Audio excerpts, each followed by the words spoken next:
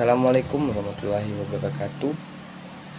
Pertama-tama saya beri penghormatan kepada dosen pengampu saya, Bapak Nur Cahyo Aji Legowo, sarjana terapkan aku untuk Magister Kesehatan, pengampu mata kuliah Patofisiologi Akupuntur.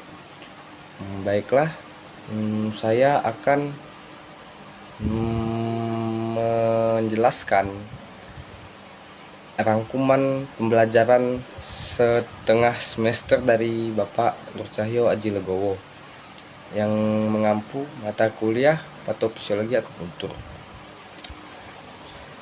Apa itu patofisiologi akupuntur? Secara singkat, patologi adalah ilmu tentang penyakit, fisiologi adalah ilmu tentang fungsi normal tubuh, dan patofisiologi adalah ilmu yang mempelajari perubahan fungsi tubuh akibat penyakit.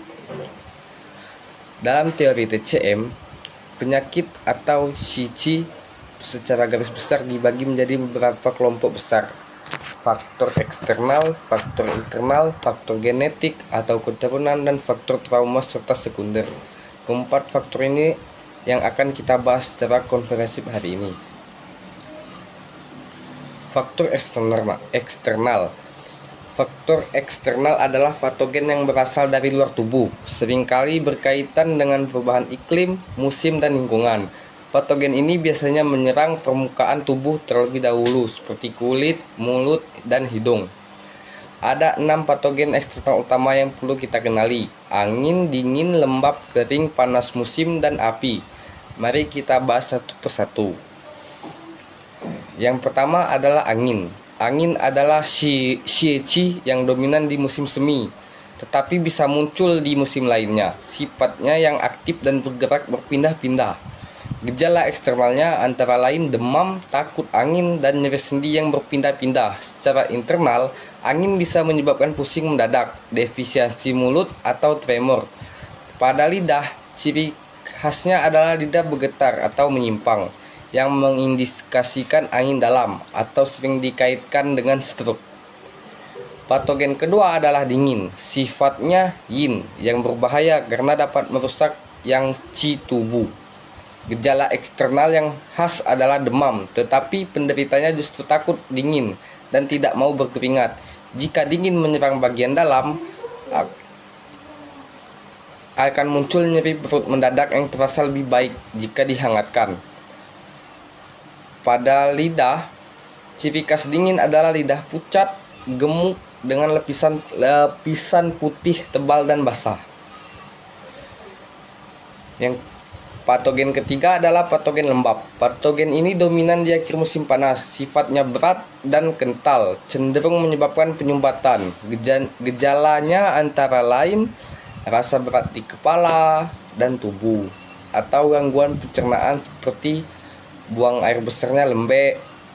Pada pemeriksaan lidah, selaput lidah akan terlihat tebal, berminyak, dan sering terdapat bekas tapak gigi di tepi lidah, menandakan adanya retensi cairan yang mengganggu fungsi limpa.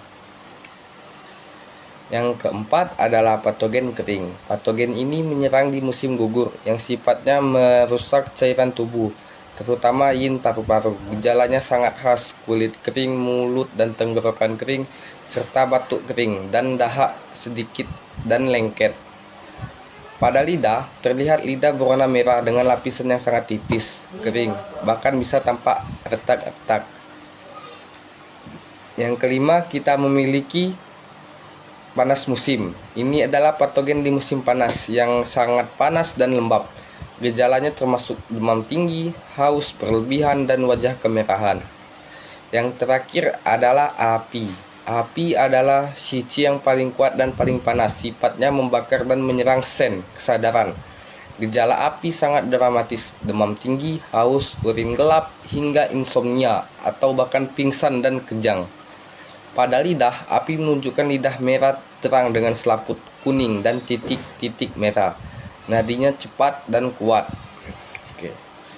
Kita masuk ke faktor internal, 7 emosi. Setelah membahas dari faktor eksternal tadi, ada 6. Kita beralih ke faktor yang berasal dari dalam tubuh, yaitu faktor internal. Faktor internal terutama disebabkan oleh ketidakseimbangan emosi. Prinsip dasarnya adalah emosi yang berlebihan, mendadak, atau berkepanjangan akan mengganggu pergerakan qi, menyebabkan disfungsi organ zangfu dan akhirnya muncul sebagai gejala klinis. Dalam TCM, kita mengenal 7 emosi dasar yang masing-masing terkait dengan organ tertentu dan pola gangguan qi yang spesifik. Marah, di emosi ada marah berhubungan dengan hati atau liver. Jika kita sering marah, qi akan naik atau stagnan. Ini bisa menyebabkan sakit kepala, mata merah, dan mudah tersinggung. Dalam jangka panjang bisa memicu liver fire atau internal wind yang berbahaya. Gembira berhubungan dengan jantung. Kegembiraan yang berlebihan justru membuat qi melambat dan sen tidak stabil. Ini bisa bermanifestasi sebagai insomnia, palpitasi, atau bahkan gangguan mental ringan. Selanjutnya adalah emosi cemas atau khawatir. Khawatir, cemas, dan overthinking terutama menyerang limpa dan paru-paru. Emosi ini menyebabkan qi terikat dan defisiensi qi. Secara klinis, penderita akan merasa lemas, kulit pucat, kehilangan nafsu makan, dan nafasnya pendek. Selanjutnya, emosi takut. Takut dan terkejut sangat erat kaitannya dengan ginjal. Ketakutan yang berlebihan menyebabkan qi turun ke bawah. Ini bisa menyebabkan inkontinensia urin, nyeri pinggang, dan gangguan reproduksi. Kita lanjut ke bagian 4, faktor genetik jing prenatal. Sekarang kita masuk ke faktor yang lebih mendasar, yaitu faktor genetik dalam TCM. Ini disebut sebagai jing prenatal atau esensi bawaan. Ini adalah energi dasar yang kita warisi dari orang tua saat pembuahan. Jing ini disimpan di ginjal dan menentukan kualitas konstitusi tubuh kita sejak lahir. Jika jing kuat, anak akan sehat dan tumbuh optimal. Jika jing lemah, bisa terjadi retardasi pertumbuhan, infertilitas, atau gangguan tulang. Dari konsep ini, TCM mengembangkan teori konstitusi tubuh yang membagi manusia menjadi 9 tipe. Seperti konstitusi seimbang, kekurangan qi, kekurangan yang, lendir lembab, dan lain-lain. Penting untuk diingat, meskipun bawaan kita lemah, kondisi tubuh masih bisa diperbaiki melalui pola hidup sehat, nutrisi, dan tentu saja terapi akupuntur yang tepat. Kita masuk ke faktor trauma. Faktor trauma ini adalah cedera fisik langsung yang disebabkan oleh benturan, luka bakar, gigitan hewan, atau cedera akibat penggunaan berlebihan. Patofisiologi trauma adalah TCM berpusat pada stagnasi qi dan stasis darah. Ketika terjadi cedera, aliran qi dan darah di meridian akan tersumbat, menyebabkan nyeri dan bengkak. Terakhir, kita memiliki faktor sekunder. Ini adalah patogen yang terbentuk dari proses penyakit di dalam tubuh itu sendiri. Contoh utamanya adalah flegma dan kalkulus batu. Flegma terbentuk dari gangguan metabolisme cairan. Ada flegma terwujud seperti dahak dan flegma tak berwujud yang menyebabkan gejala seperti demensia. Sedangkan kalkulus atau batu terbentuk akibat akumulasi lembab panas dalam jangka panjang, seringkali karena pola makan yang tidak sehat, seperti terlalu banyak makanan pedas dan berminyak. Sebagai penutup, penting bagi kita untuk memahami bahwa penyakit jarang disebabkan oleh satu faktor tunggal.